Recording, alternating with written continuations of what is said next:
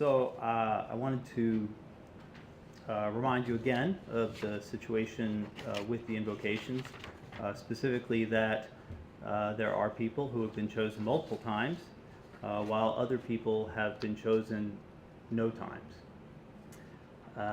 And also, just to be clear, the definition of discrimination reads as the unjust or prejudicial treatment of different categories of people or things. And there's also a legal definition which sounds very similar. Unlawful discrimination refers to unfair or unequal treatment of an individual or group based on certain characteristics.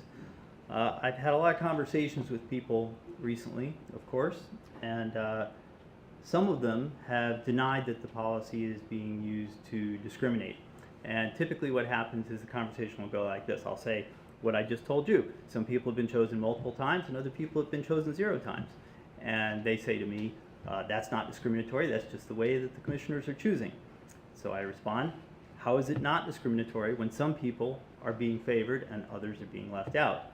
And their response is something like, I agree with the policy the way it is.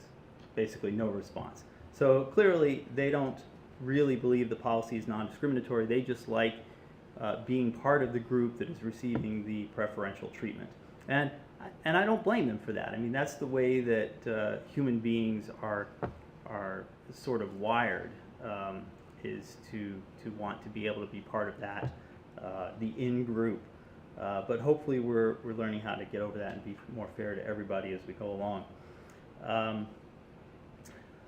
Another conversation I have a lot is where somebody says something like, it's just an invocation, why do you care? Why don't you just let it go?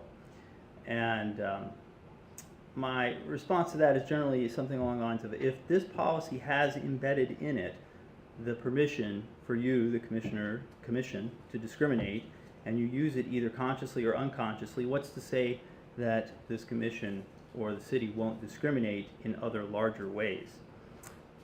No, discrimination is always wrong, and it is your responsibility as representatives of everyone in your district to do everything in your power to avoid that discrimination. In your oath of office, you swore to uphold the Constitution, which includes the 14th Amendment requiring equal treatment and equal protection under the law. Not when it's convenient, not only when it doesn't conflict with your business interests, not just when it doesn't affect you, but all the time and in every situation. It's not easy, I know, but it is necessary as part of your job. If any of you thinks that in the last 3.5 years of invocations, if you think that those 3.5 years of invocations have been entirely above board, that the policy intention was honest, that it's been fairly executed, and that it is fully inclusive, then I invite you to say so, because so far no one has. And that sounds a lot like the supporters of the policy that I've spoken with, that I relayed to you, where they don't really have a response to it being discriminatory. So I invite you to explain how it's non-discriminatory, how everyone has been and is being included. And I invite you to do so publicly so that everyone knows, though I'm perfectly willing to have private conversations as well.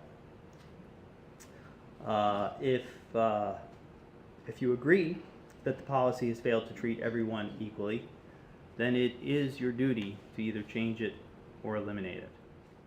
Thank you.